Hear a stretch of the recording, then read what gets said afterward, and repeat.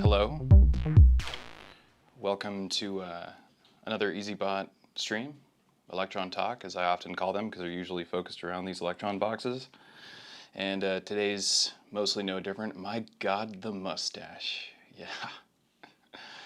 Hello, Robin. Thank you for saying that. I feel pretty strong about it too. I think it feels pretty strong. It's my ode to Ted Lasso. So if you haven't watched that, it's a very, very charming, feel-good TV show. And a decent reason to get Apple TV. Similar setup, excited to see how you use it all. Mic. Right on. You mean, okay. So this is the setup right there. Thanks, Robin. I appreciate that. I do. This is my usual setup. And I have been taking many breaks away from it as I try and break away from it. And what's up, Music Easel Cat? Hello. And as I try and break away from it and use other pieces of gear, like my Modular, which is not all that lacking. I have more of it, but I don't use it very much. I'm not gonna lie, I just don't. Requires a lot of preparation, and I'm one of those people who's like, workflow, it's all about workflow. So I find I use it less. You guys can hear me all right? I'm using one of these little condenser mics here. I usually use a shotgun and an MKE, Sennheiser, whatever. Anyway, it's very directional and can be a little frustrating to set up. And this is just gonna always work and wireless, no wires, pretty rad. Yes, was watching Dark Knight, but you're better than reruns. Thanks, Isaac. That was really sweet of you. Been trying to find one of those M8s. Got the polyend and love it. Your levels sound good. Cool. That's really good news. Yeah, they're hard to find. And to be honest, when I hear if one's for sale, I try and buy it for myself to have two. Because I'm so concerned that they're so hard to get that if something happened to it, and I'm so afraid something will happen to it because I take it everywhere, that I'm afraid that it will break and that I'll be just screwed. And I hate going without my music gear for longer than like a couple of days. I mean, often, like if you ship something off to Elektron, like it can take a while before you get it back. And a lot of other places. Some places are, in Europe. Fortunately, Elektron is in the US and in Europe, so that's okay. And these boxes have only been shipped out like once or twice. I'm just talking at this point. This is my new setup. I haven't used it for a video, and I haven't used it for a stream yet. This is the first time. It's also been like almost a month since I've done anything, but this is what's going on here. It's kind of cool. So I'm sitting down, usually I stand up, but this is like a mid-height table so that I can stand up and sit down for doing this, because it is also nice to kind of like do like the listening party with your, sitting here and like checking out your track, which is kind of what I was doing. I was actually I was having so much fun just playing around on here that I was like, I should just stream because I'm enjoying myself. I totally feel you on that. I would find too, let me know, yeah. For sure. They've been posted in the EZBOT Discord several times. I have passed on them. I shouldn't have. Then I would have an extra one that maybe I could have sold to you. So, kind of like, well, I'll keep talking about the setup in case anyone else comes new later. Oh boy, the double digi. Oh, Digitakt, Digitone, yes. Double digi in that regard. So, a very short story. I traded my polyend tracker. I no longer have it.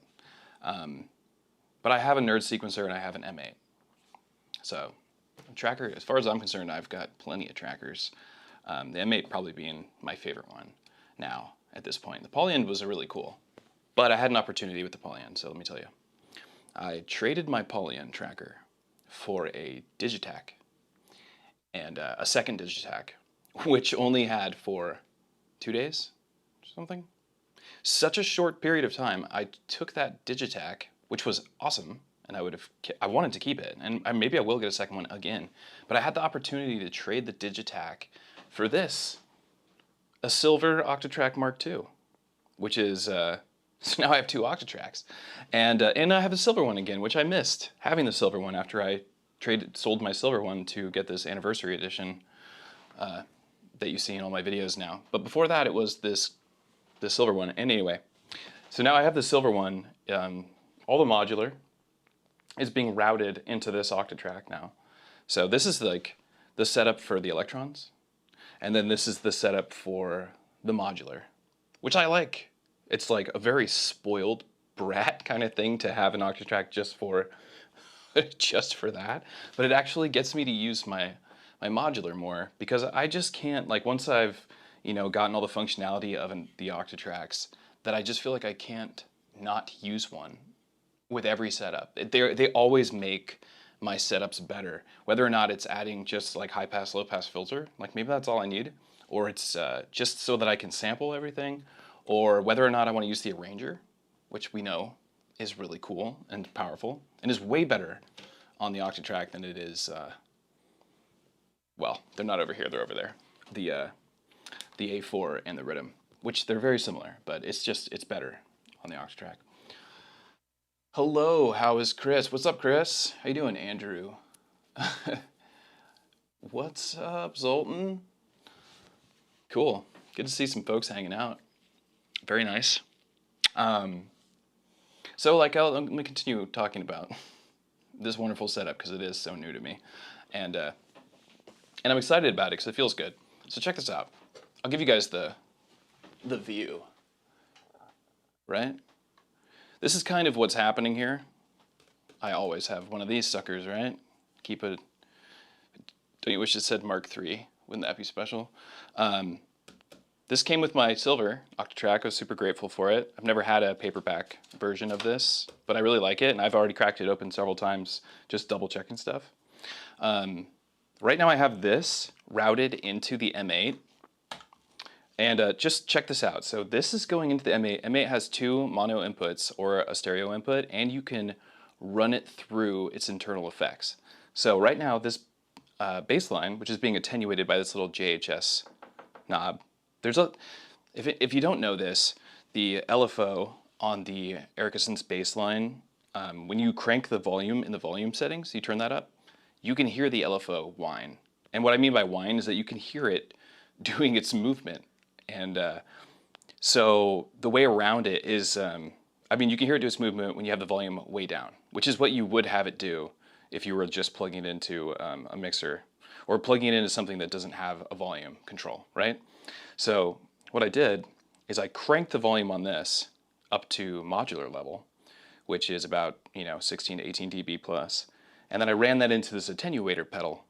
And now I have full volume that I control here with no LFO whine. Anyway, but this is running into this, and I'm going to show you how that sounds using its reverb too. This is M8 and Erica bassline. How good does that sound?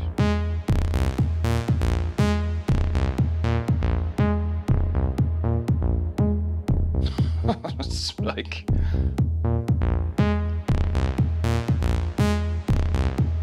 it's really good.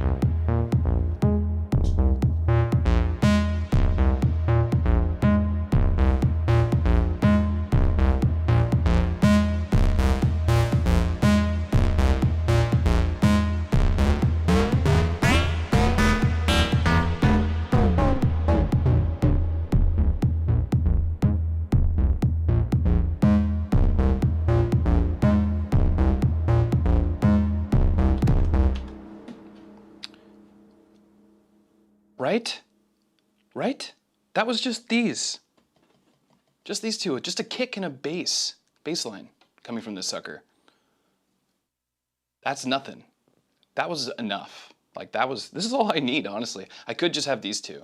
The problem with that setup, using just these two, is that the M8 doesn't send, well, I don't think it's sending CC messages out.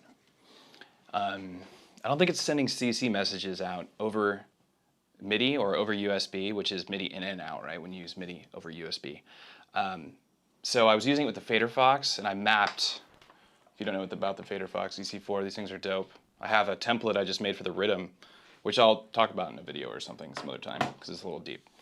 But so it's not sending MIDI messages back to my EC4, so I can't use its relative values, which means that the EC4 is snapping values. That's not very useful, right? If I want to use it as a performative controller. So snapping values on it means I have to find very specific parameters in the M8 to use with it. There are some that are totally valid, but you can't build macros inside the M8. Oh, I guess you can. Anyway, I guess I could. If there's a CC message that maps to the touch screen. So this has a touch screen, which you can assign X and Y axis, which is pretty cool. Okay, anyway. So yeah, those things are really cool. But what I was saying about the lovely setup. And then I have the Take 5 over here. Not running into anything here, it's just going into the computer. Behind that, I have a little Yamaha mixer. But something I decided to spring for, like a crazy fool, was the SSL Big 6. And I'm not gonna lie, I have been checking YouTube for videos of just like hopefully artists who have received it already are just uploading something new. And nobody is uploading anything, which is so frustrating because I'm so excited about it. I'm just really excited to have. I feel like it's like, for the kind of musician that I am, the kind of stuff that I do, I feel like a mixer like that with its channel strip and its bus compressor that it has is so nice. You're laughing. Yeah, I'm laughing. Laughing all the way to the bank. Or I guess it would be in reverse because the bank is now. Okay, anyway. But yeah, I'm excited about it. I think it'll be fun. It'll be fun for me. And I can always sell it, right? What I'll lose, like 200 bucks. Okay, so I started writing some music, and I wanted to get back to kind of like my roots with these 3 boxes. And so the kind of music I usually write with them is like this housey, I don't know, I used to be in like alt-rock bands, and I wrote guitar and vocals for alt-rock bands. And so the music I write is like this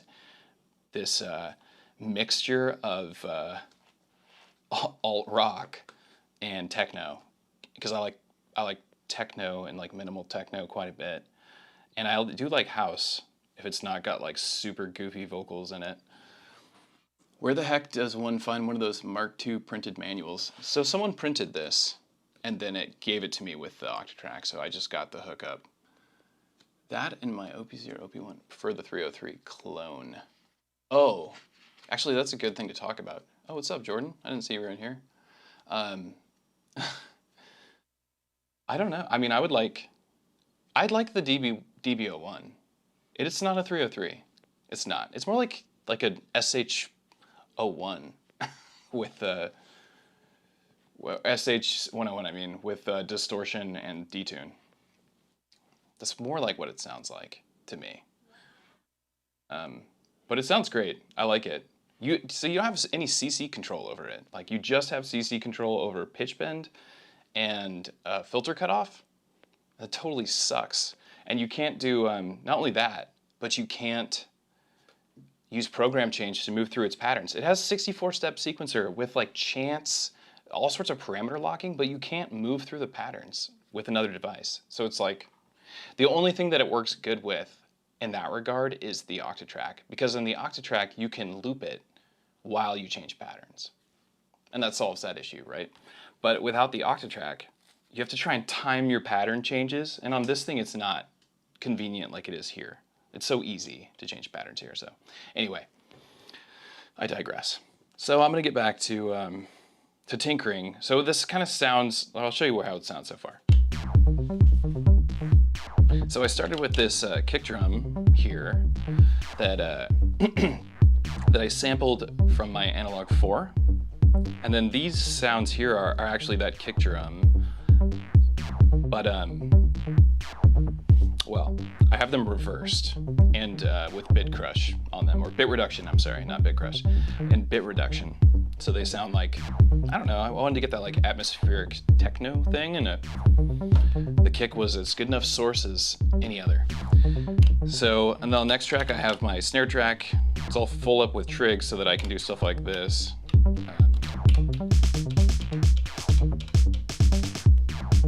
Right? So you know I love doing that.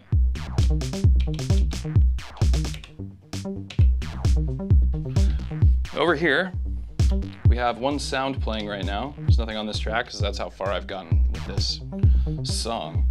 But over here we have a bass line that is called Easy Square, right? So it's square wave that I've kind of modified. It was the initial patch of the square wave that you'd find on your Digitone, and then I've modified it over the last couple of years, actually. It just keeps changing a little bit. But it's mostly the same.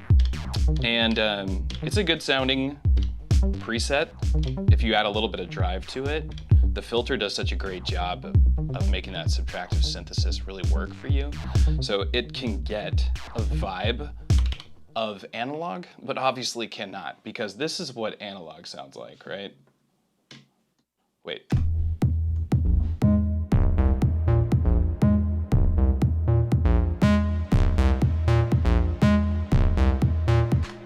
So let's just remember that. But this is as close, I think, as you're gonna get to that on the Digitone, is this sound. Anyway, I love how it sounds, whether it sounds analog or digital. I don't really care. I think it's a great sounding sound in general. And what I'm doing here with the sequence is, well, firstly, I'm not having it on the kick, the opening kick. That was important because it gave this feeling of syncopation, and it makes it groove way harder not having it on the first step. But I'm using the arpeggiator with it, and they're like 2-note kind of chords that are being made, or 3 notes here, but 2 notes over here.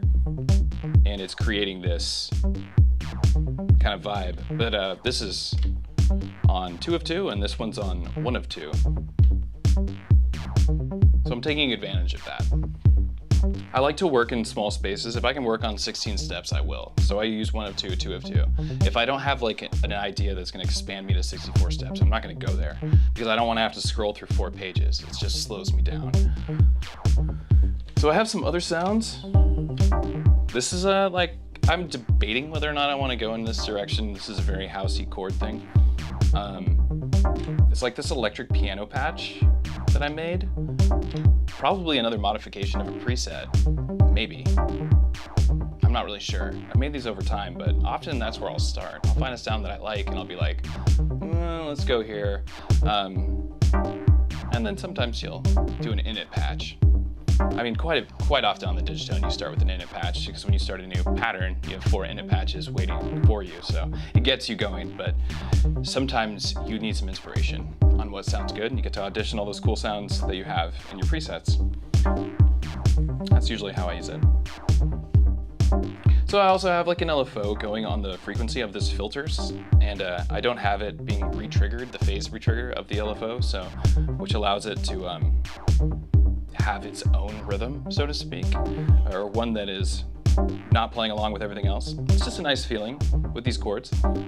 And I have a lot of delay, and I modified the delay a bit. I made it fully wide and ping pong so that it's ping ponging back and forth. Turn the feedback up, left it on the time that it starts with, which I think is a quarter, eighth note, 8th triple note. I don't know if I have any other sounds. Wait, what do we? Oh, a little percussion sound. So I like where this is at so far.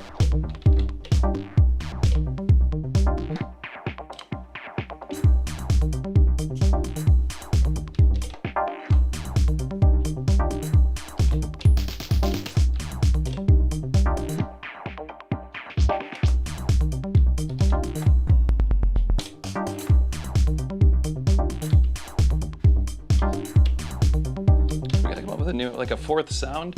God, I really do love using these 3 together, because they really work.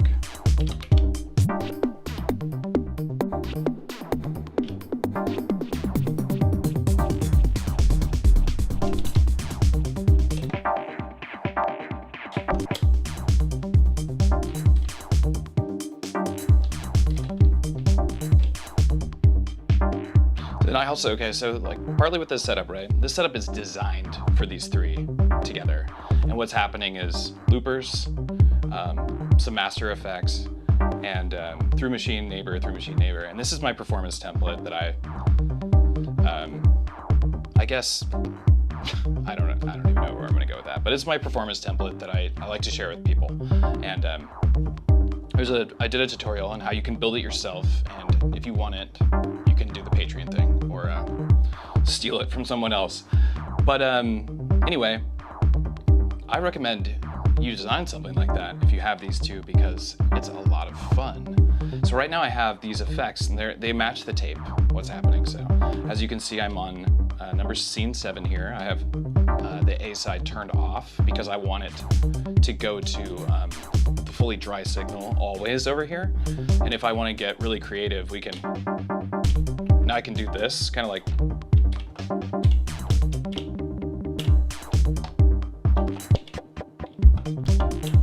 so I have that set up so it always does that on that scene, which is pretty fun, right? But anyway, so I have this low pass filter going on this side, which is always housing percussion and like one melody track, always. Because if I do something like this, if I had a melody track over this, bouncing over that wasn't being sidechained by the ducking over here, it sounds really good. So actually, why don't we just do that? And we'll put it on this track here. We'll just get this sawtooth wave. Why not?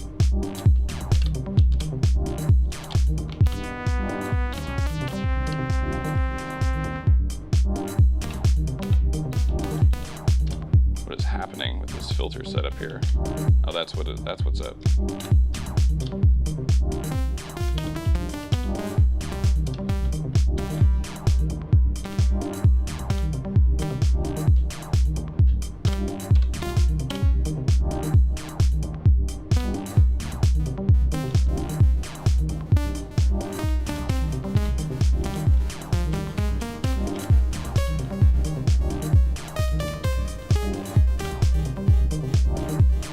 Not so much delay.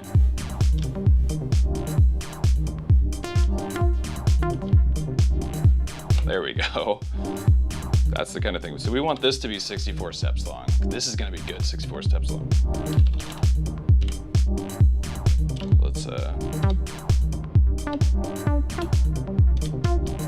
actually, I think that C note is actually going to be the one.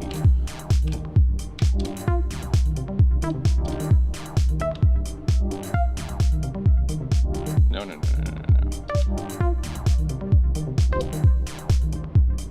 Maybe we'll have this one.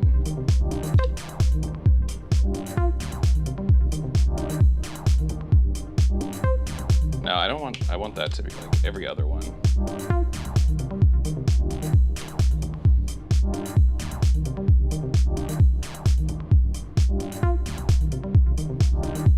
Wait, let's copy that.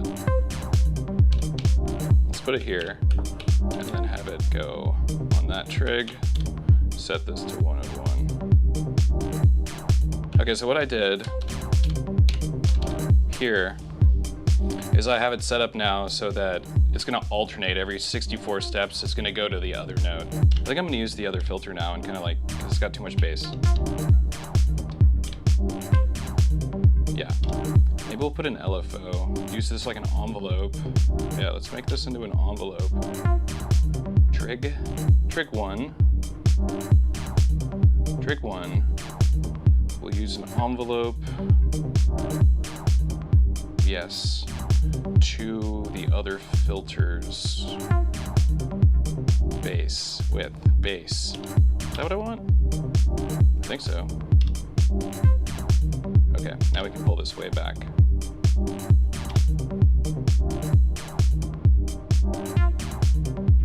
Oh, nice. Can we give that delay back now?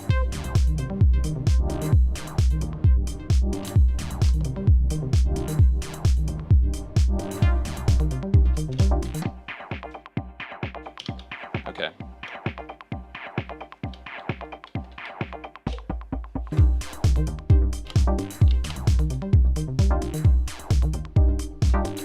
bit.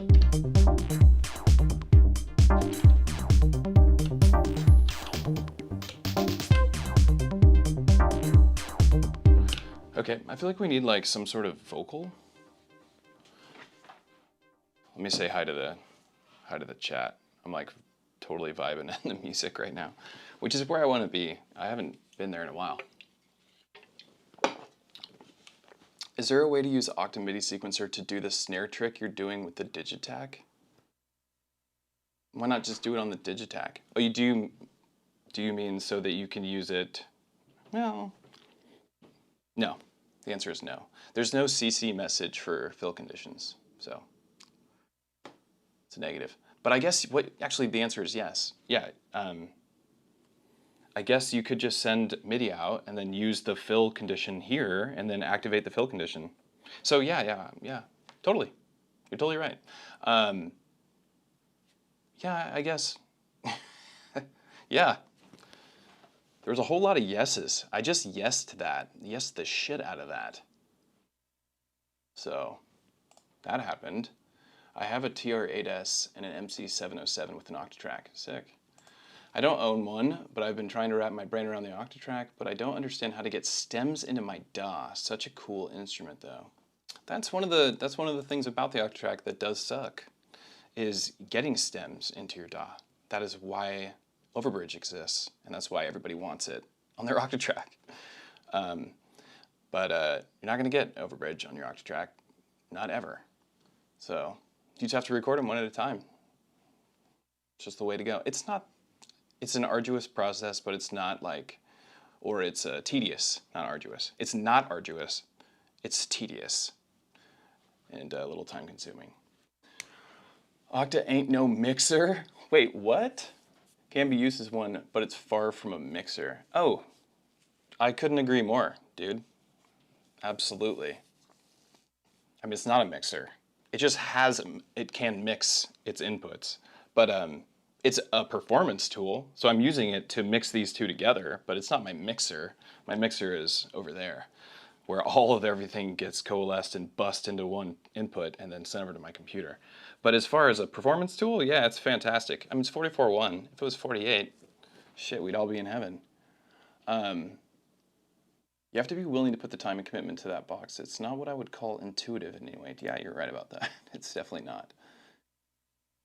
And yes, I am using it as a performance mixer and a looper right now. Yes, that is the way I prefer to use it. I have other music that I make with the Octatrack because it is super fun. And now that I have two, I was like, could have one kind of replace this, so to speak. I don't know.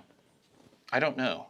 The convenience about synthesis with drums or with anything, just the convenience of when I have samples and I want to manipulate a sound to have it be changed or performed in a way. On here, there's a limited couple of tricks. There's only a few things you can do. You can FM some stuff, you can add you can reduce the bit rate, or you can play with the filters, and you can play with the effects. And it's really just not very much. It's just the stuff you find in samples. Samples can only do so much unless you have granular.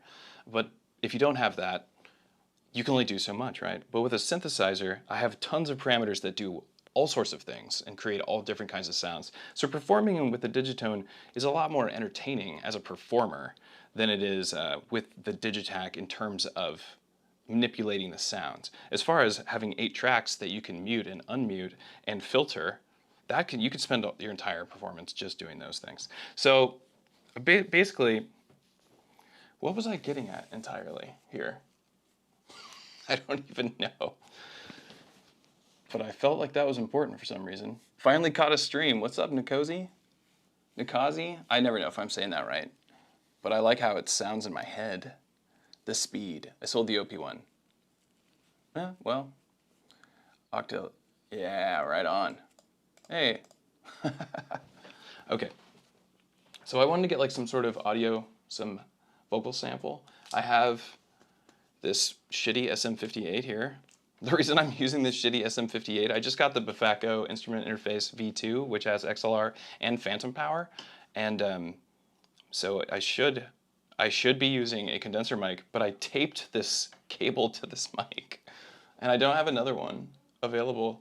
So So I just have been too lazy to untape it because I taped it like a lot because it was for a performance.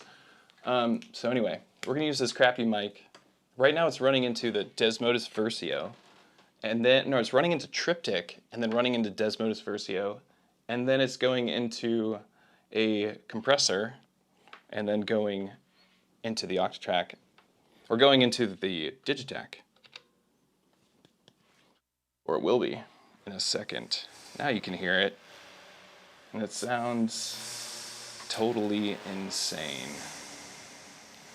right now. But it sounds pretty cool. Sounds pretty damn cool. Yeah, it sounds really cool.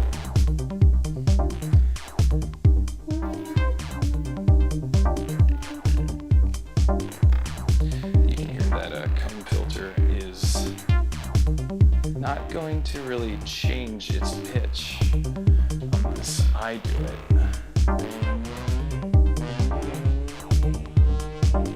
If I can find a pitch that goes with the music.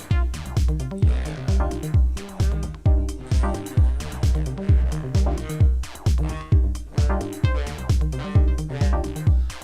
Let's see.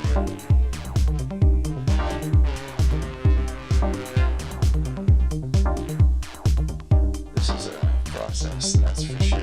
That's for sure. For sure. For sure. Oh, I like that. Here we go. For sure. Now we just need to know what to say. What to say. For sure. Maybe I'll just say that. And cozy. And cozy.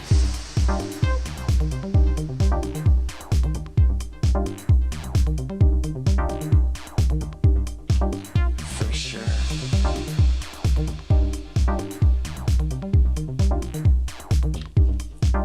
Okay, let's see what that for sure sounds like. Okay, come here. Get over here.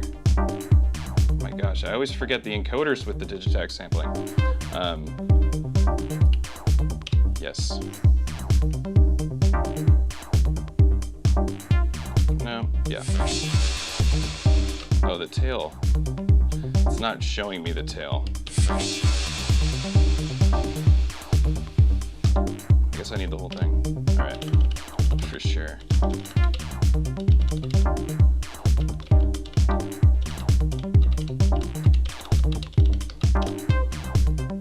I guess I should have called it vocal or something. Okay.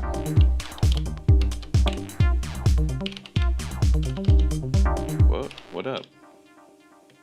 That'll do it.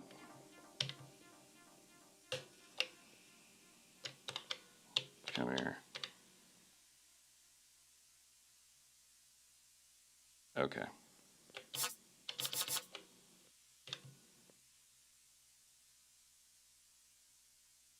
No. Oh. Okay.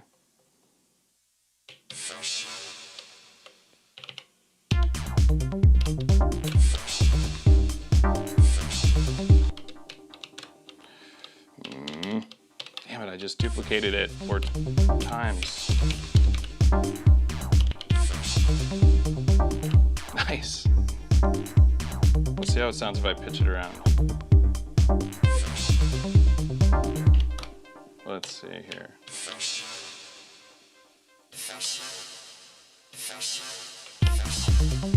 Yes. Yes.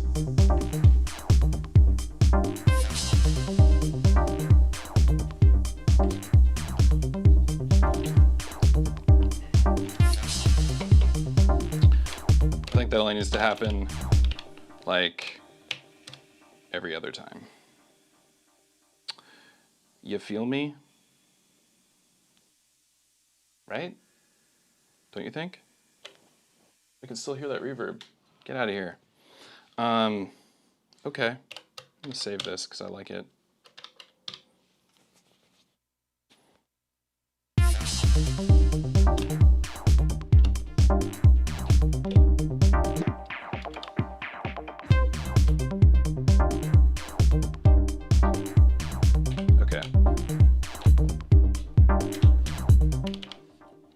see here.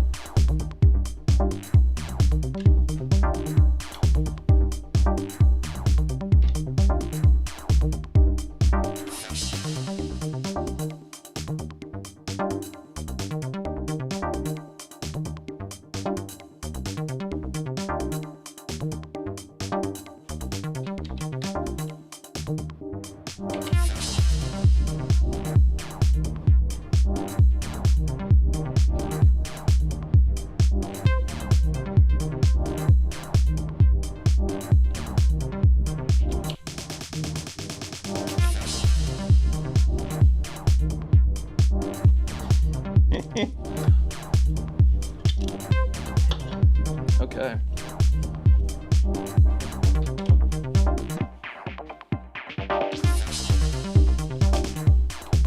Okay, let's bring the filter back where it was.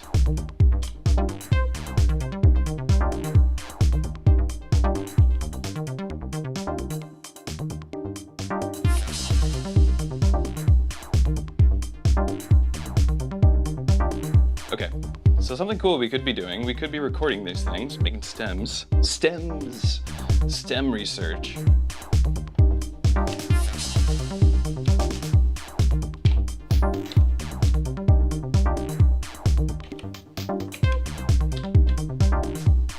Okay, so now I flipped over to a recorded version of it. So let's like take some stuff away. Let's see what happens here.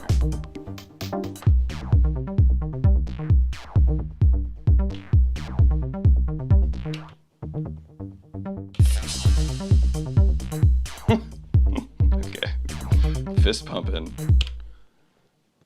It's not usually what we do in Washington State. All right, what's up? Let's say hi to the folks. Digitone or Hydrosynth? Christ, in Overbridge. Oh, man. Oh, thanks. Sounds good. Appreciate that, Andrew. You like my mouse pad? It'll probably stay this way for a while. I use Octa, same as... Okay, yes, that's where I have already read. Okay. How do you record MIDI from a synth to a separate audio track on Octo? How do you record MIDI from a synth to a separate audio track? You mean MIDI out from your Octatrack and record the audio back into your Octatrack? I'm confused. I like your mouse, yes. Had it for those few years, sold it for $1,200, I'm happy. Are you talking about the OP one? I feel like we had this conversation last time I streamed. You were on here, and we talked about the OP one, I swear.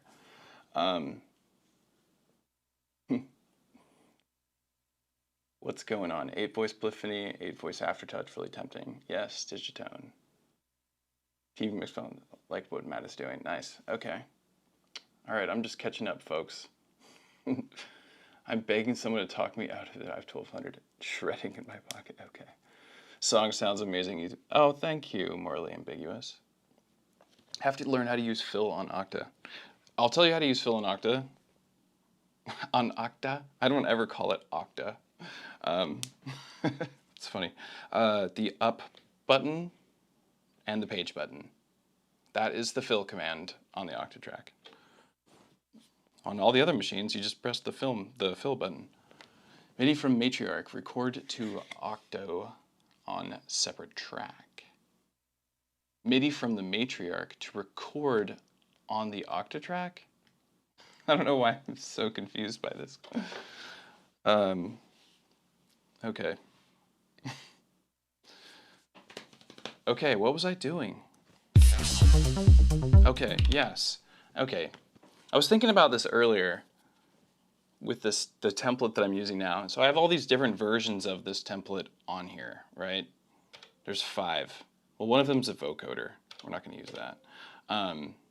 Which is probably longer to build than the template itself, because it's just getting the levels right. Because there's 7 voice. 7? Yeah, 7 voice vocoder, or 7 bands, or whatever. Not really bands. Anyway, I digress. So I was thinking, instead of using 3 loopers, so this looper, hey, what the hell? Not cool. This looper records the master. So it records 4 bars of everything. Everything at the end. So all the changes, like if I'm doing this, it's gonna record that. It's gonna record everything, right? Which is cool. So I can make a loop of that. Like I can do some intricate movements here and record a loop. I'll give you an example. So we'll arm it. Here we go.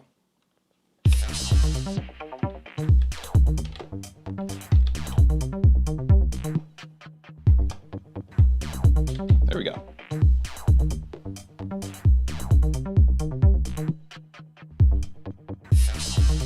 Like that's cool, right? I can't keep doing that, but while that's looping, I can set some stuff up, right?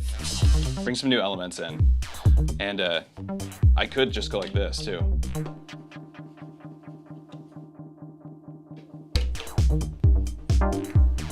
Right? So you can do some cool stuff.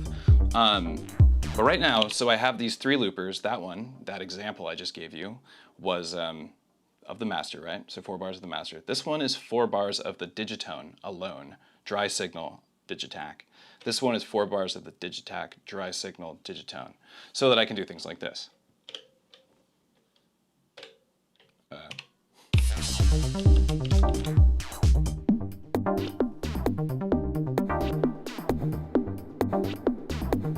Or whatever, right? Doesn't matter. And then here it is. So this is still doing its thing. And now this is doing that. So I can add an element here. Okay, so the idea is that you find your little tricks that work good with your track that you've written, because not every Digitakt trick is gonna work on everything that you write. Some things it's just gonna ruin it. Like you can't just use the pitch on everything, right? Often you can envelope, like a trick I like to do is save the pattern, right? Use the Control-All and then change the amp menu. So find one that's at a normal amp value and then change everything to like these decay envelopes and then give it a bunch of reverb and delay. And you kind of use it as a build-up.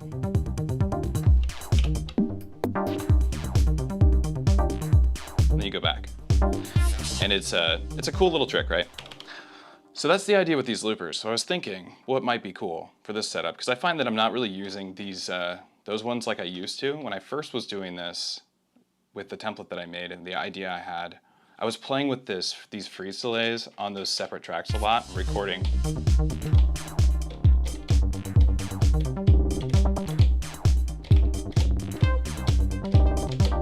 Actually, they're pretty cool.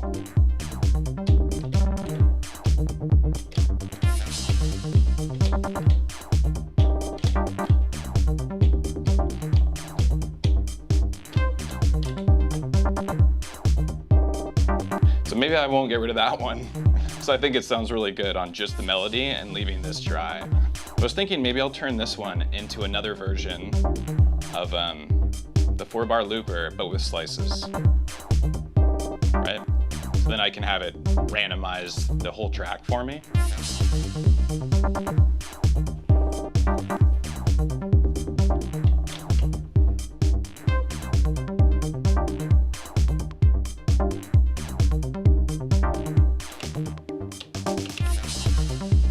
Okay, so let's do that. Let's get to work. All right, we're gonna copy the pattern. We're gonna go to pattern 6, I guess. Paste the pattern, and now we're gonna change. Do I have a part I can use? Vocoder, random, not active. Wait, no, let's copy this one. Copy part, paste onto NA, and select it. Okay, so now it should be the same, but its own. Cool. All right, so now, even though I didn't even need to do that, I just needed to make a different scene. Wait, no, did I? Okay, let's change where this records from. It'll do buffer 8, and then we'll change it to slice on, time stretch auto, rate. Okay, yes, all of that is good. Track level 127, good. Okay, so now we gotta make sure that it's 64 steps. It is. And do we have a recorder trig? We do. Okay, so I guess we're ready. Oh, we want this to record from we want our trig to record track 8. Even though it doesn't even need to record. It doesn't need to record. Why am I having it record? Get out of here. We'll just have it play buffer 7. There we go. Okay, so now we just need playback trigs. Let's start with these and see how it sounds, and we'll work our way back from here. Get out of here. So this is gonna be a master version. So this is gonna be a lot like this one. So it's only gonna hear this track. Okay, so what we're gonna do is we're gonna put this on 14. We're gonna clear that scene. And 14 is going to turn this volume all the way to 0, and it's going to turn every other track's volume to 0, to negative, to minimum, which is minus 127 or whatever. So let's see.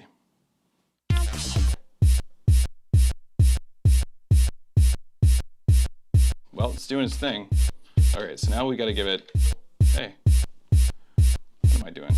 Now we got to give it some slices. So we did 16 just now. And now we need to have it randomize.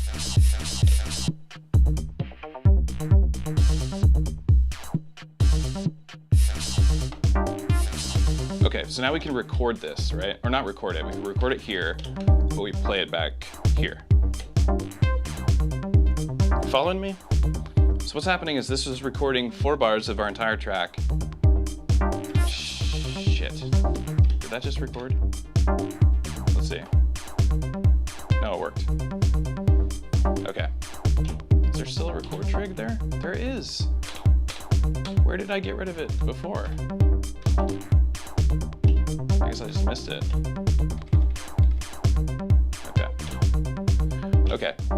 This is how it sounds with 16 random slices. And we can always go like this, function plus AED to randomize the slices.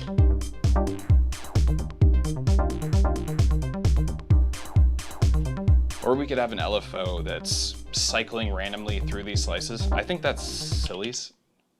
I mean, it's a cool idea, but I think it's silly for this music because it will, we need it to, that the repetitions somewhat create something you can remember hearing after it's played a second time, because then it feels like it belongs.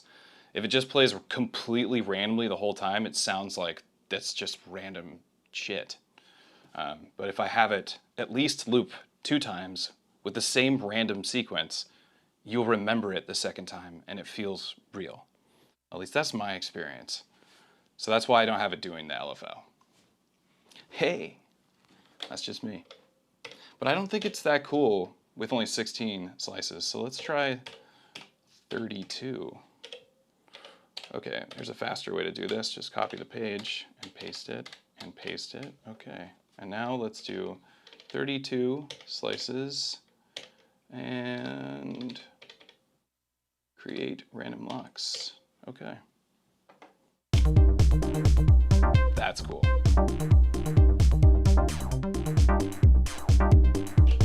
That's way cooler than before. That was sounded obnoxious.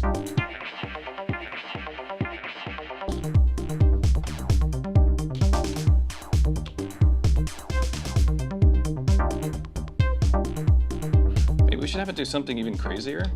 Maybe like do something with the filter.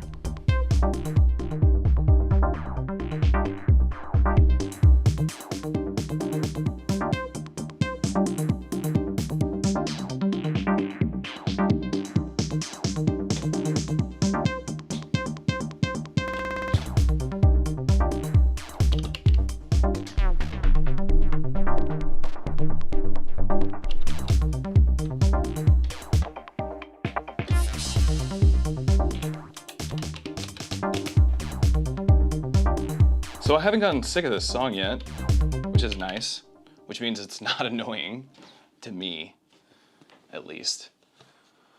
Run audio off matriarch back into OT. I'm having a hard time properly sampling audio. Oh, got it. Okay. Yes, so you would want to use, so you would either using MIDI on your Octatrack or you're using your matriarch and just doing it right there. I can hear my dog really wanting to come in here. Very sweet of you, Gem. Sweet little Gem. Hold on, let me share this little stream here with my homies in the Discord.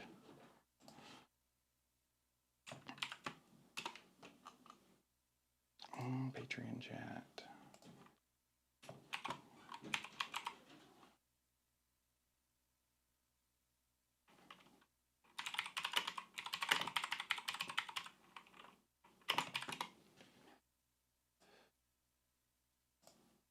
Okay. There we go. Usually there's like this thing that automatically alerts my Discord when I start streaming. I don't stream very often, so it's like probably not annoying when I do it, but might be more annoying when other people do who stream all the time. Okay. So yeah, I think it sounds pretty good. So far, I like that little vocal I got. I'm really enjoying my coworker Jesse, if Jesse is watching or watches this in the future. He was like, you should replace your instrument interface, because I had the V1, and he knew that. I had the V1. The V1 kind of sucks in comparison to the V2, even though it has some other stuff. But as soon as I got it, because I love doing vocal stuff, right? I love to sing. I love singing. As soon as I got it, I instantly started using it, and I'm already using it more than like every other module I have, because it's just so fun. I just grab the mic and I patch it into a different effect, and my dog is going nuts. I wish you could see it. And it's just super fun, right? That's what I wanted to do with my modular. I want to have a bunch of fun. It's making me realize that I've gone down this like groove box path with my modular, and I don't need to do that. Like, the best sounds I usually get out of my boxes that I already have, and I have a bunch of them. I have other ones, and instead of like building this like ultimate groove box, which I've done, I want to sell a bunch of stuff and just keep the really weird stuff. Like I want to keep the stereo effects because you can do crazy modulation with them. It's really unique. So I want to keep those. I want to keep all my complex oscillators.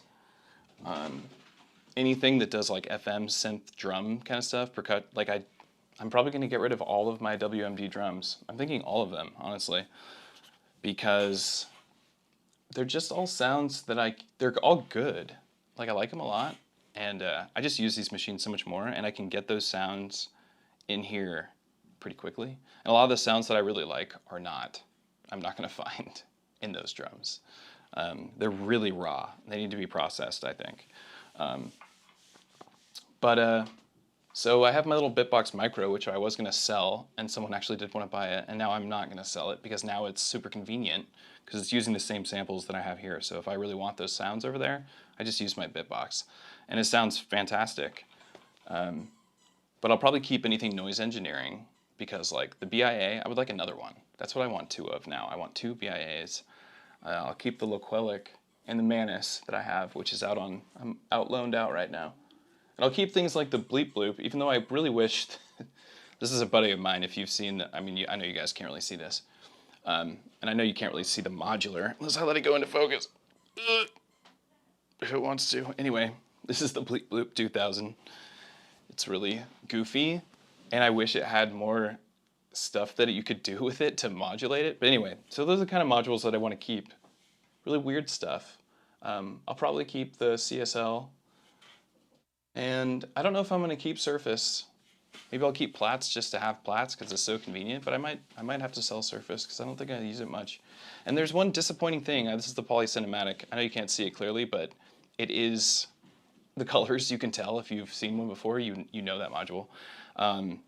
This module is really only good over MIDI, honestly.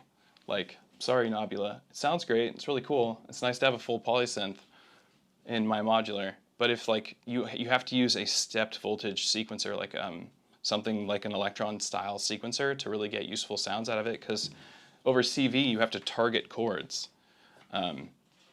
So you know what I mean? So you have to have a step that moves the voltage to a perfect position that tells this thing to play the note and the chord at the same time, right? So you have to have some certain kind of sequencer you have to have. You can't just have any kind of sequencer.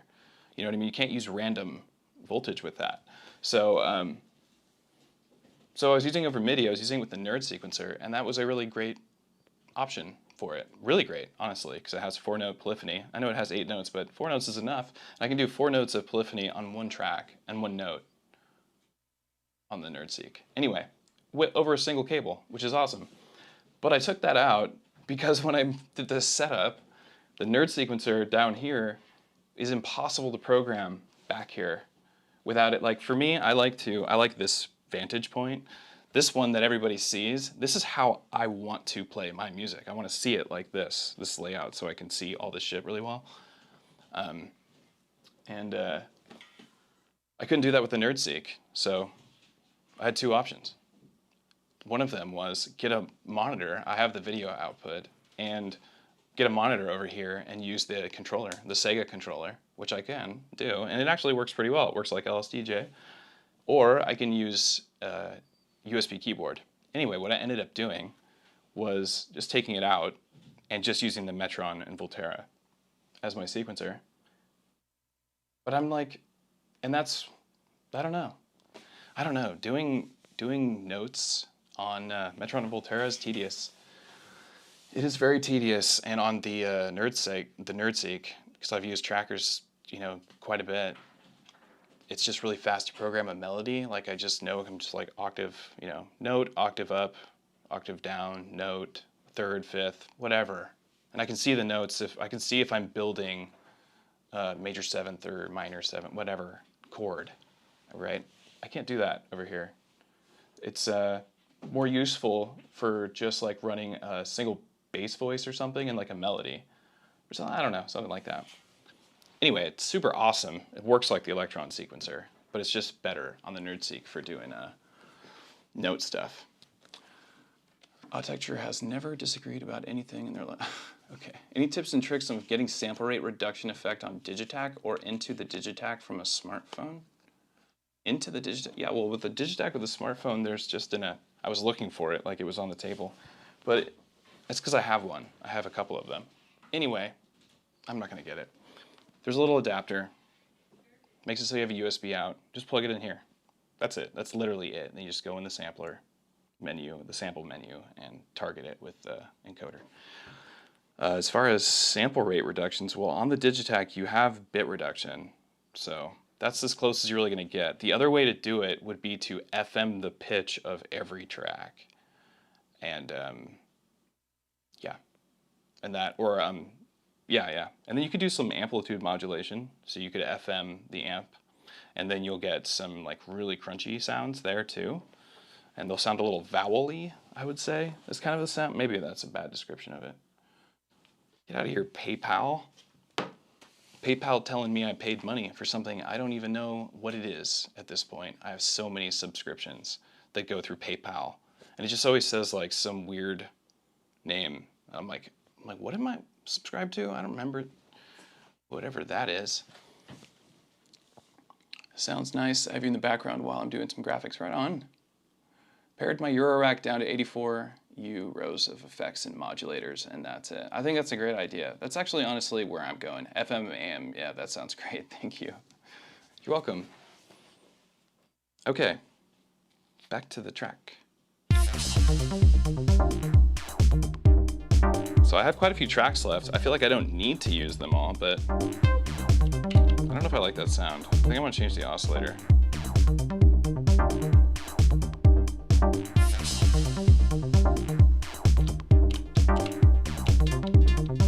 I like that better. Maybe have it be longer.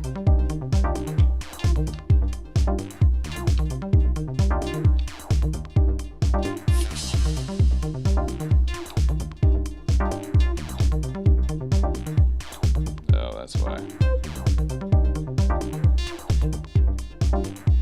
Yeah, let's do it this way. Wait.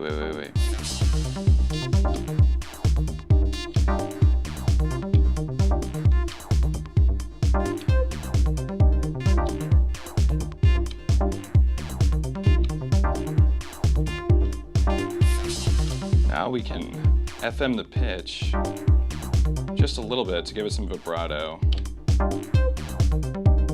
like this much. Whoa, too much.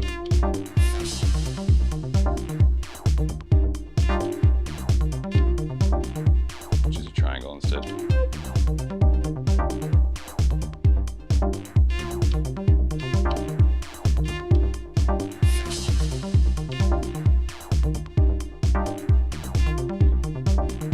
We should have that same thing that we already do.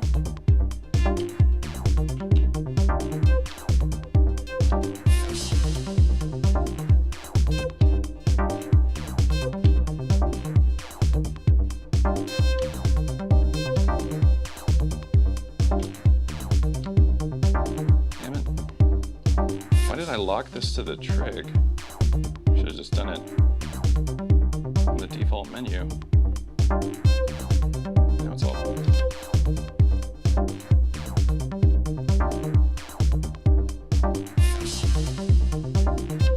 Yeah, let's have it re-trigger.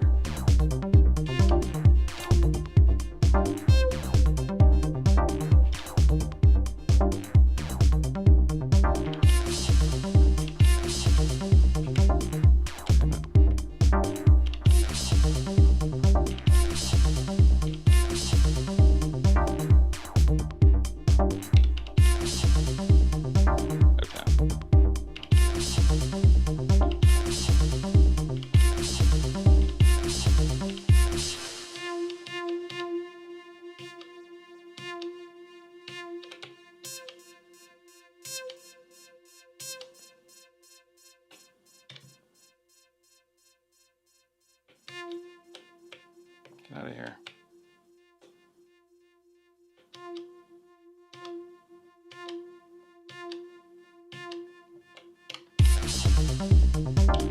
Oh, Lord. Pan that for sure. That made it real quiet.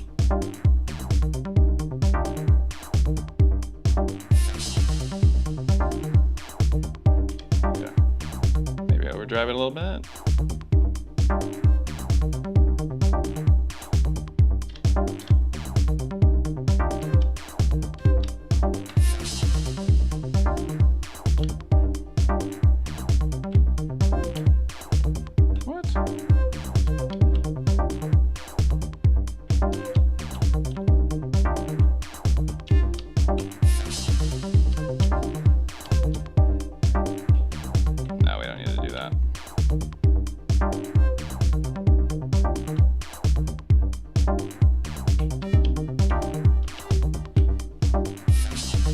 That's why? What? Oh man, I didn't see that parameter. It's when I stole this track over. It had stuff already programmed on it, so these notes are...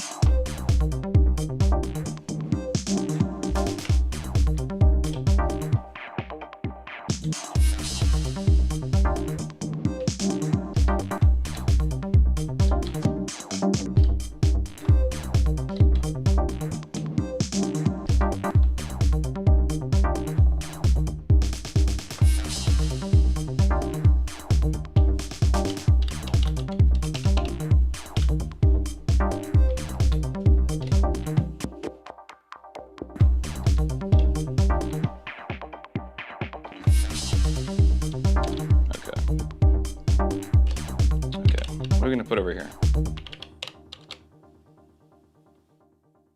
Some sort of open hat? Yes. Open hat digi. What? Oh, I cannot use that sound. I can't do it. Oh man, how do I want to do this?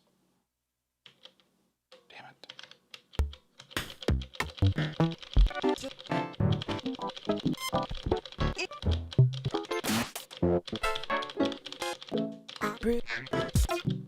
No, we're not going to do that here.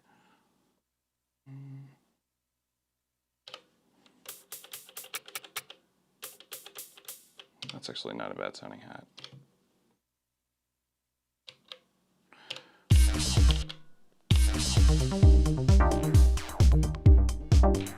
We'll have that one trigger on the first one. That's cool. That's sick, okay.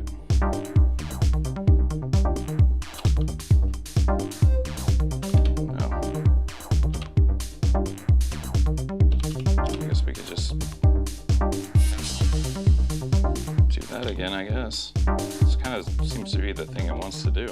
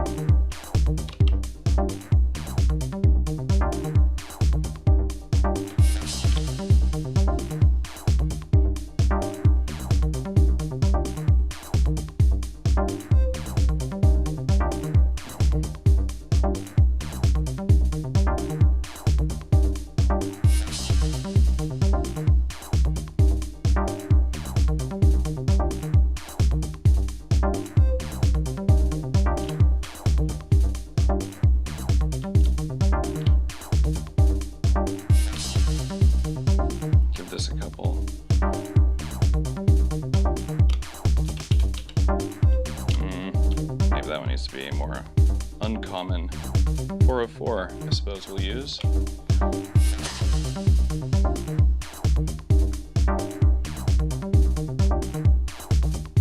In case you're wondering what's happening here,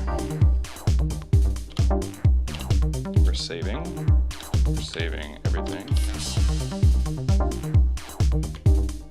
Okay. All right, let's see what's going on.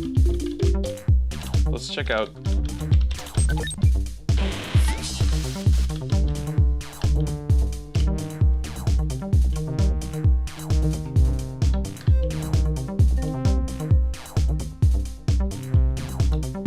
nice sound.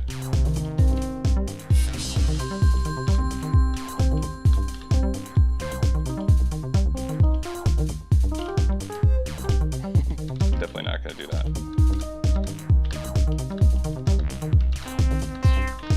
Actually, I just made a new patch today. It's perfect for this song. Okay, here we go. I called it Ethereal, which seems to be appropriate. Let's use that.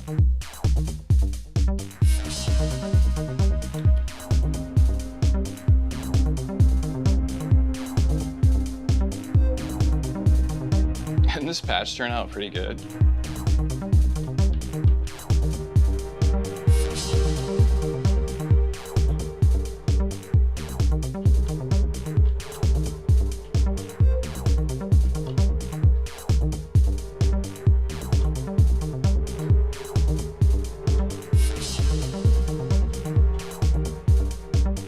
There was some dissonance I heard that sounded like it would sound good.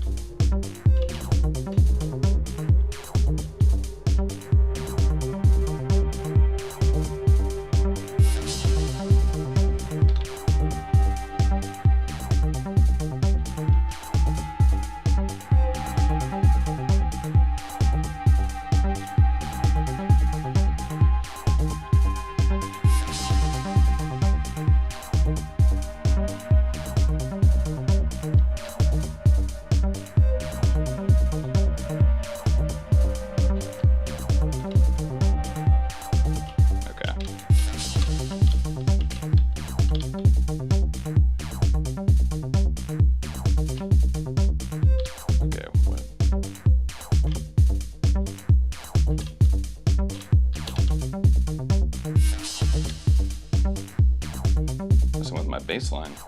Okay.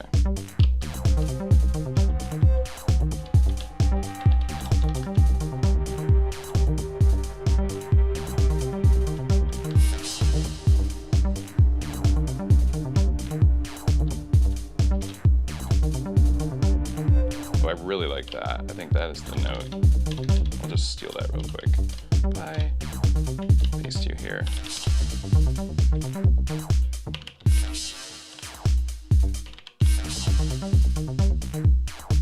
Is it muted? Of course it's muted.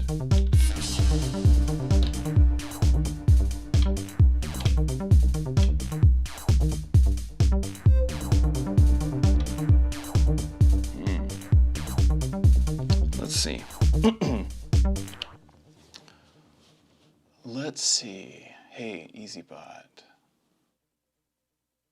Have overhead shot to see what you're doing. I'm sorry. Yeah, I wasn't paying attention. I got lost in the tunes there. I have an AF4 plus A4 AR along with DN.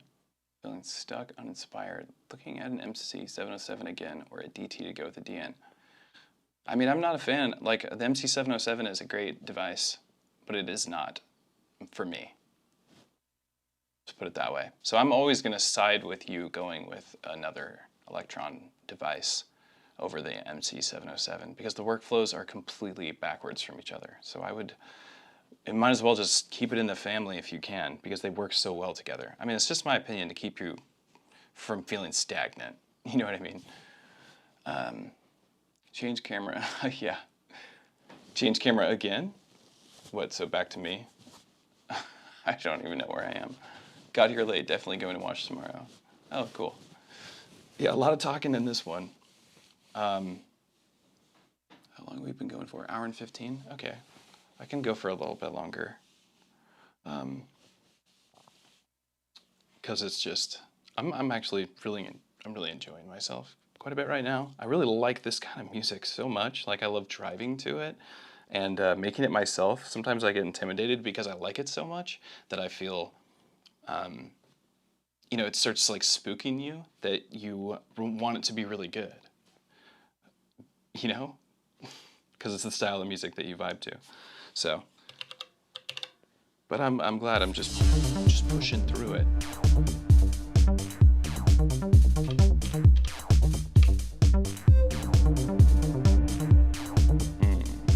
Let's do the same trick we did on the other one and scoot it over. Hey, damn it. ever think of using that thing instead of the button?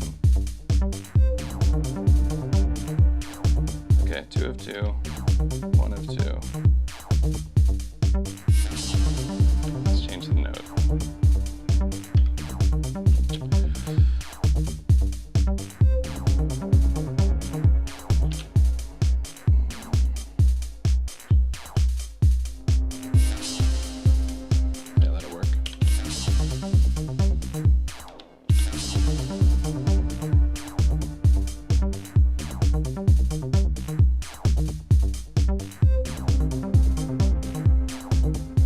See how it sounds when it has to like really pitch bend, go all the way up to it. I'm curious, genuinely. Didn't matter.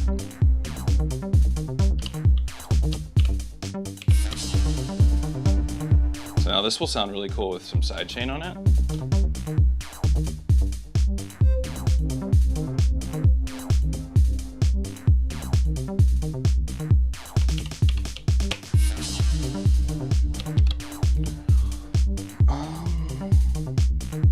Is this doing it?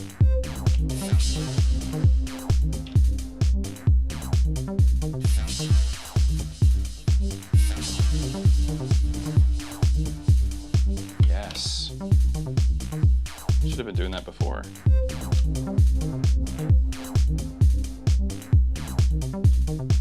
You know, I could have that doing that sidechain ducking thing on just that one synth. Doing it here,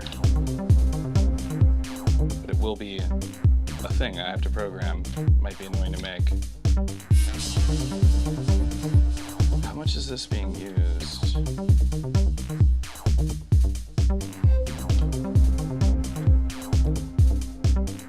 Oh, like not at all. Okay, so I could just override that.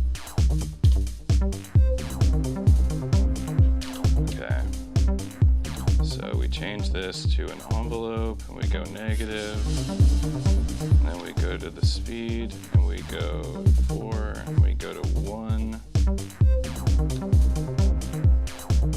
and the speed, let's go to 32, and change the parameter to the amp volume. Oh, that's way down here. Okay.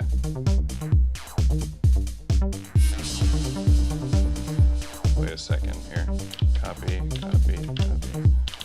Okay, stop it. Are those LFOs not triggering? What's going on here? Oh, it's not even gonna matter because the sound is getting all of that sound from the reverb and the delay send. So I won't be able to duck them anyway. So it has to be done over here. Okay, that's why it didn't work. I'm glad I caught that before I went through 4 bars of me creating ducking envelopes. Hey Matthew, great to catch you finally live, enjoying the jam. Thanks Omar, appreciate that. Glad you made it here, and I'm happy to entertain you a little bit. Hopefully a little bit. I even brought a plant. Look, there's a plant here. Can't be on YouTube without a plant. With all these synths will die if you don't have plants. They will literally die. So wait. How long is the envelope? Wait. Short. Oh, it's real short. It is all that delay and reverb. Damn it. Damn it. This sounds definitely, that's too loud. It's definitely noisy enough.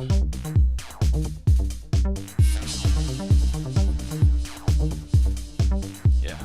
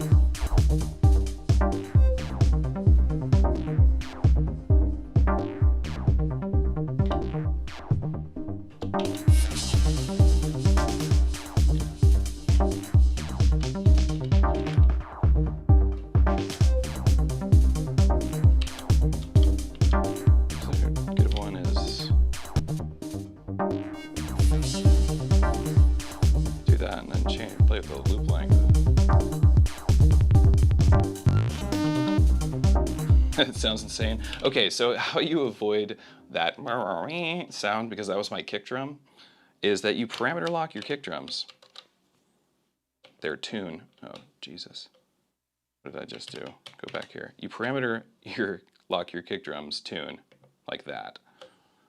Then your control all won't work on them anymore. So now I can do the pitch thing. My kicks stay the same.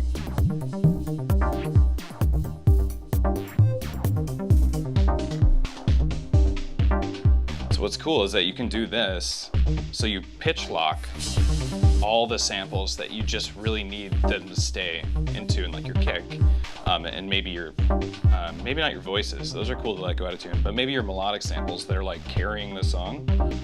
And then you can play with the control all and just go nuts, and you keep your song relevant. But because they went the 6 octaves down, you really can do some cool stuff, like really just that. That's a cool trick you can't do on here. It's cool to have that in your arsenal.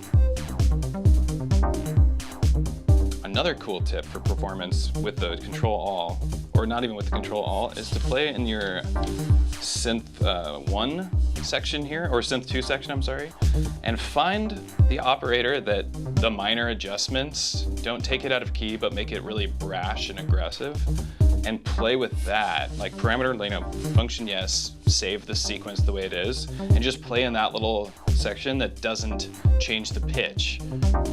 But I'll give you an example, see if there's something here that's relevant.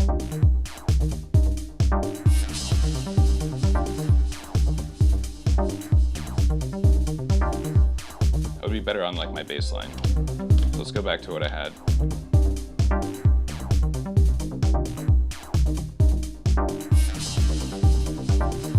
Here we go, great example. Minor adjustment, huge change, same pitch. I almost want to keep it, might be better.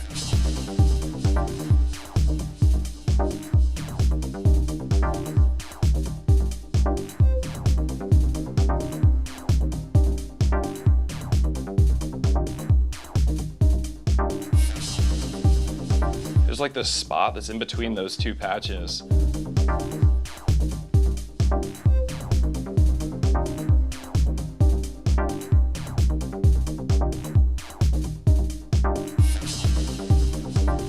I like that.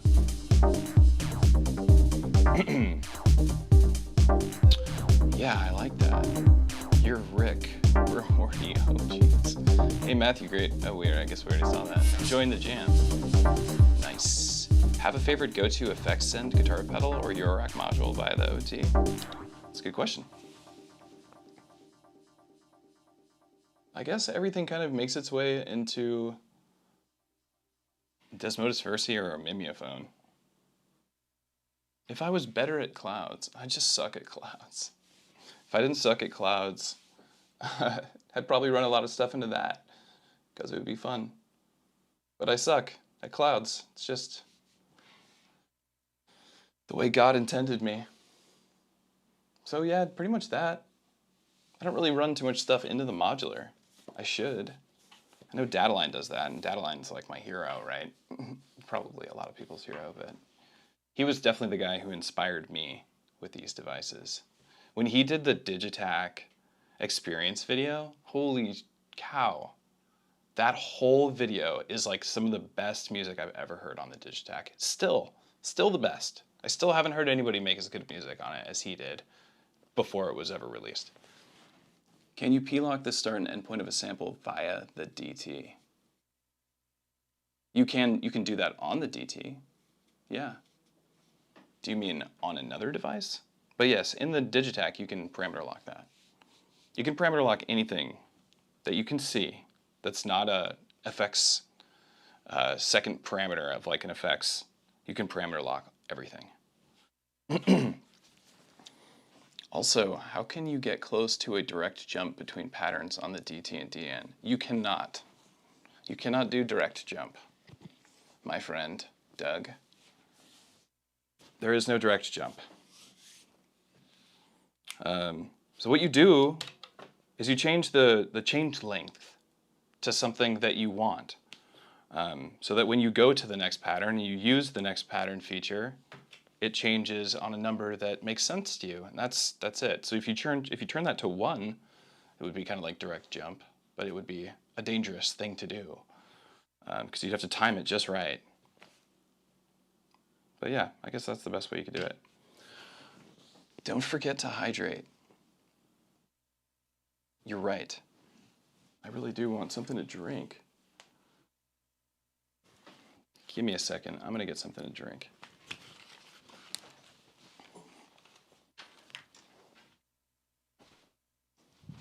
Here, have music. Is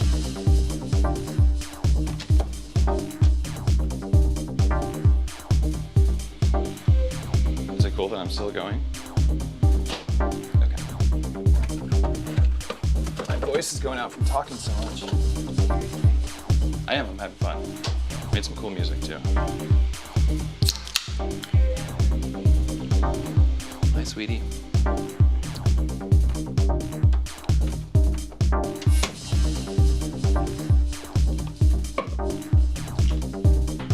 I made it back with provisions. Oh, and you got to hear my conversation with my partner too. That's cool. Well, privacy exposed, I suppose.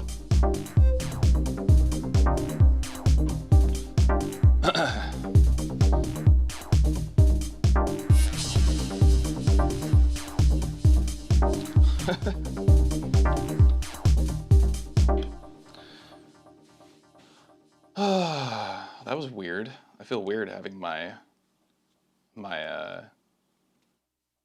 conversation with my girlfriend recorded, but that's okay. Got to see my sweet dog, which is awesome. But okay. Yes, back to where I was. So what we need, got that little percussion thing. I don't know if we need any more tracks. I think we should. I had to burp from drinking the LaCroix. That's gross. Yeah, we got nailed it.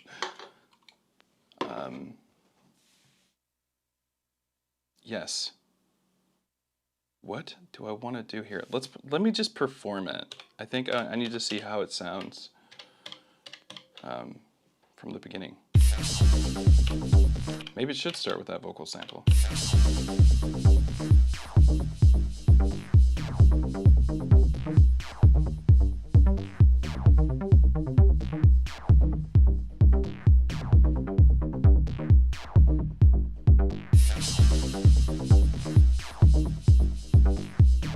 Okay.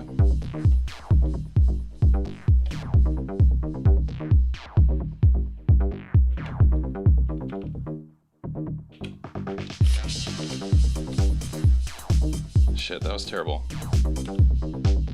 Let's try it again.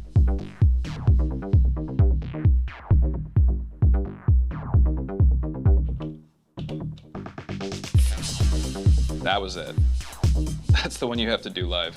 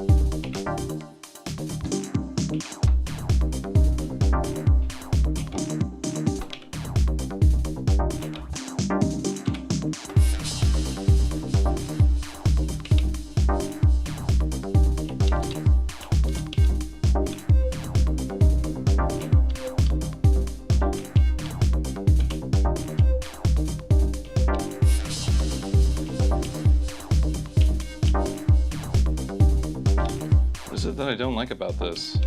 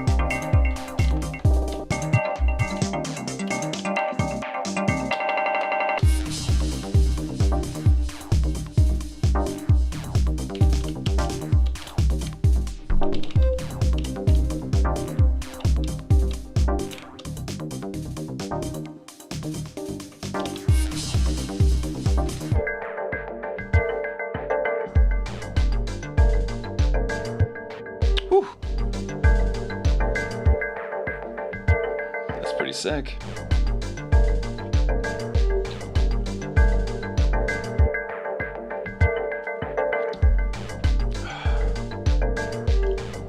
Even kept the button clicks in there. Yeah, you're not gonna miss anything here.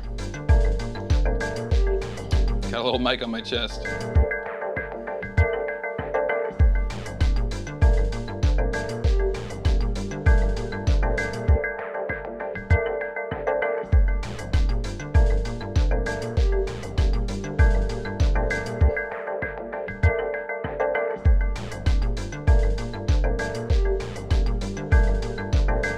Now what do we do? Go to a new song? Let's save these first. Which one does it first? Digitone wins. Fight! Digitone wins. Okay. go.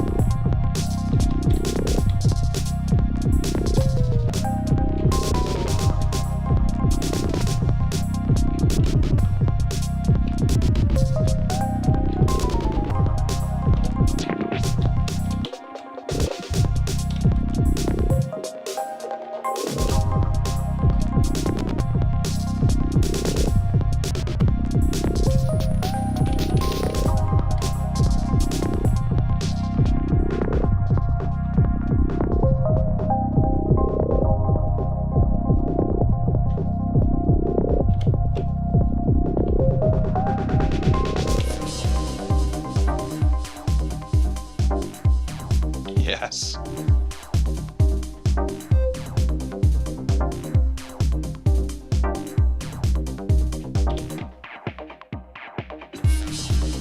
Yes.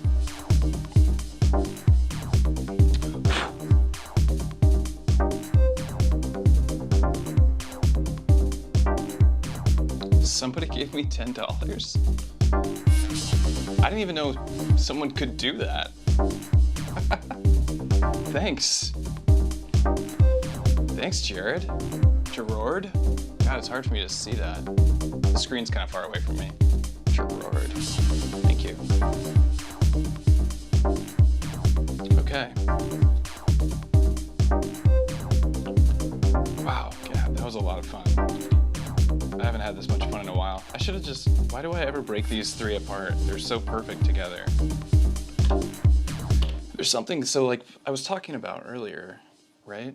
I was talking earlier about the modular and like cutting out modules because I wanted to keep effects and like complex oscillators and like really weird stuff. Like cool modulation sequencers are good too.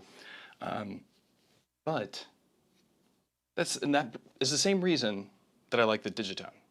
Because the FM synthesis has so much that it can make, and it has these like awesome percussive sounds that you can get out of it that are harder to get in an analog environment, and they're harder to get. They're annoying to dial in on your modular. I mean, it's not annoying. Patching is fun, but if I just want that sound, I don't want to dial it in there. It's easier to do that here. So this just has so much variety, and then with parameter locking, it's just awesome. I always end up coming back to the Digitone paired with the Digitakt because it's just awesome. FM synthesis is awesome. And so is the Digitone. And you could do a bunch more with it too. I still have a bunch of voices left. I could do all sorts of parameter locking. But I also like the simplicity of this track. It's very performative. This is just one pattern. And it was like, it's probably 3.5 minutes for the pattern, I think. And then we went into this other song, which I'm also in the middle of writing, that I really like.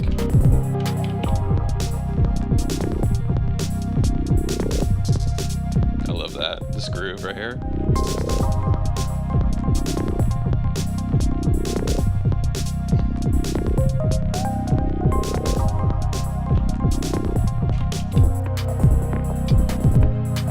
Yeah. There's something chill about that. It feels like a band. It reminds me of my old band.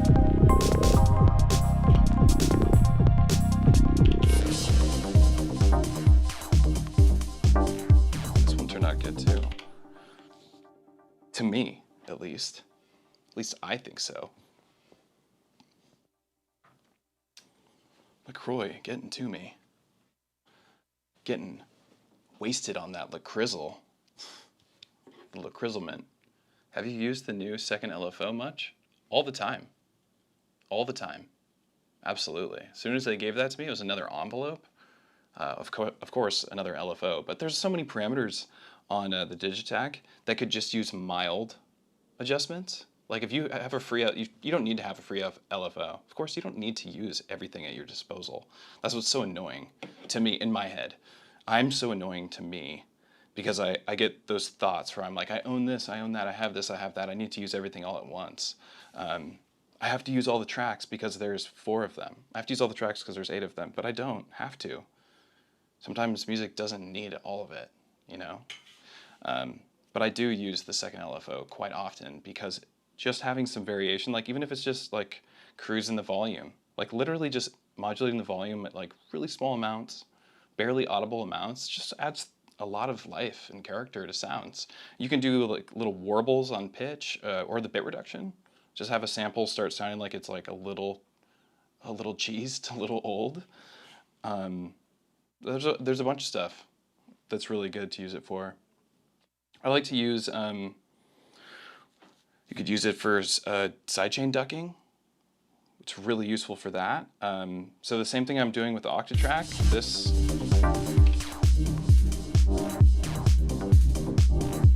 this, you can do that on here and on here. They're both the same. It's the same idea. I think it works better on here because samples are just easier to manipulate the volume on them versus over here. Crystal wasted. Yes. How are you switching cameras? What do you use? Are you using an Atom? Good question, Doug. I am using an Atom Mini, yes, to switch camera angles. I just use it as it's a video summing mixer for me that I use for streaming. Otherwise, when I actually do video production, which is what I do for work, I do a little on EZBOT. When I have the energy left over from my job, I do it. I do this for fun. And then for work, I do the Patchworks YouTube channel, and it's the same setup. The Patchworks YouTube channel is just my setup in another building. And it's a big overhead rig above me. I can't really show it to you, but it's a big overhead rig that I have going with some C-stands. Only one C-stand. I actually have the rig going to the wall where I have some hooks, but that was something I had to engineer. That's not normal. And then I use, at work, I use A6400, Sony's A6400. And on here, this is a Sony A7 R2, so this is like way overkill. You do not need to be using the camera I'm using for a top-down view. That's ridiculous, but if you have one, why not? Yeah, what's up, Brian? Good to see you, man.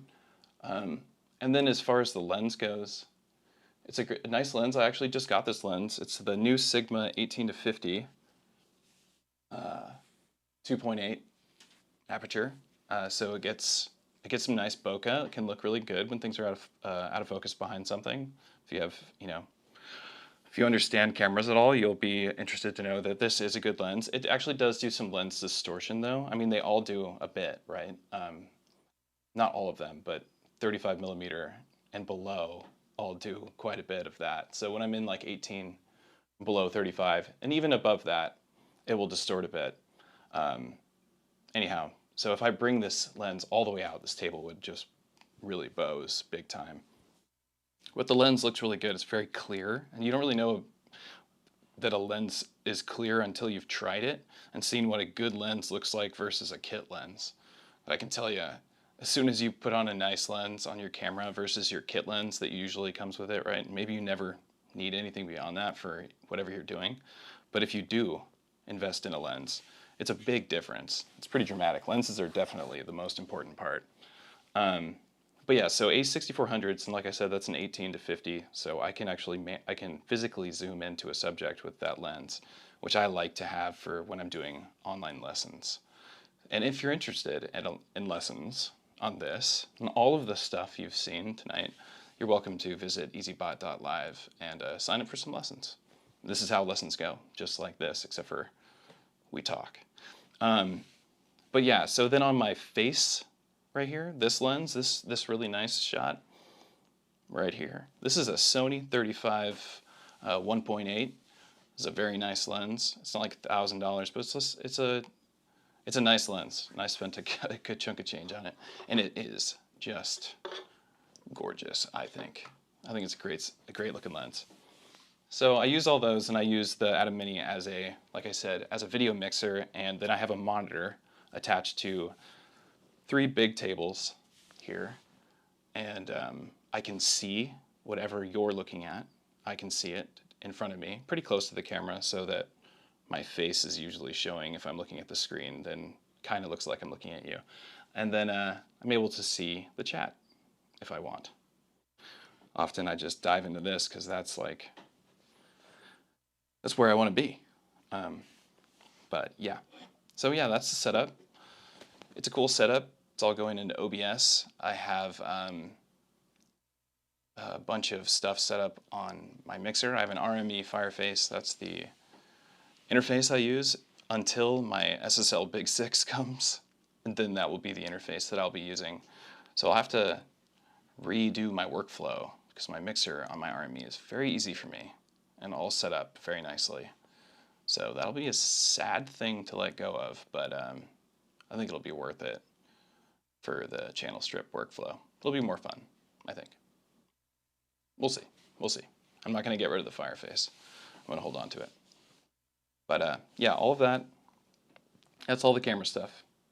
And then into OBS and then off to the world. The few folks that hang out. Why the SSL Big 6 and not a digital mixer like an Allen and Heath SQ series? I don't know the Wave sound grid system, but I do know the Allen and Heath SQ series, and they are great. The only reason why I did SSL Big 6 is because I want SSL sound. That's why. Just something you get when you buy their stuff. I guess I like their channel strips. It's a beautiful piece. Like I like things to be I like to love my stuff, and I'm not always just thinking about what gets the job done. Sometimes I want it to be a piece of art too. You know, I think these boxes are art to me. They're beautiful to me. The M8 is gorgeous. I think that the bassline is a nice looking synthesizer. I love the way these boxes look. They appeal to me and they make me want to play them. Because it's sexy as fuck, yes. Calderwood, that's right. That is right. That is exactly what I'm getting at. The SSL Big 6 is sexy. It's awesome. It looks awesome. And I know it's going to sound awesome because I trust that company. And, but also it's going to, because it has 2 bus sends in there, and I love the mixer, and it has all the stuff I need it to have, plus it can interface with my computer. So it's got everything I could possibly want from it. I probably shouldn't have to upgrade from it ever, really, technically. I don't know why I would. If I keep this setup, it should be like the mixer that I have until it breaks, and then buy another one. We'll see. That's the idea.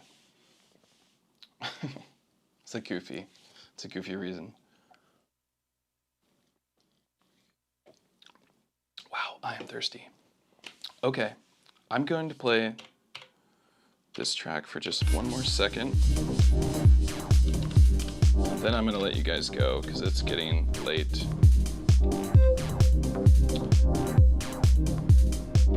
Let's make sure all the settings are good. That.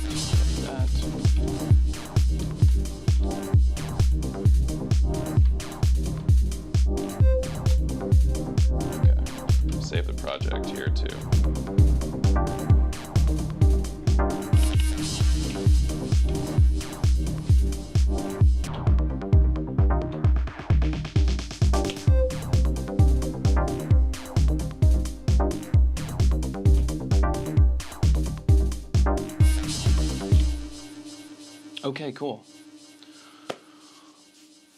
All right. Okay, I have been streaming for 2 hours, and I think I'm gonna call it because it is late and I feel tired. So I'm gonna do that. I'm gonna go hang out with my dog and watch TV and not bring this microphone with me. So you don't get to watch it with me. I'm sorry. I don't know what I'm gonna watch. Show I can recommend. So I'll tell this to everybody, whoever watches this. I just watched Invasion after watching Foundation on, I'm a big sci-fi geek. I love sci-fi. Star Trek, Doctor Who, all of it. I like it all. But I just watched Invasion on Apple Plus or Apple TV or whatever, and holy cow, that was really good, I thought. I thought it was really good. Great ending. So anyway, go watch that if you can. Anyway, everyone have a good night. I will leave this on YouTube for people to come and watch later. And listen to my life, apparently. All right, good night.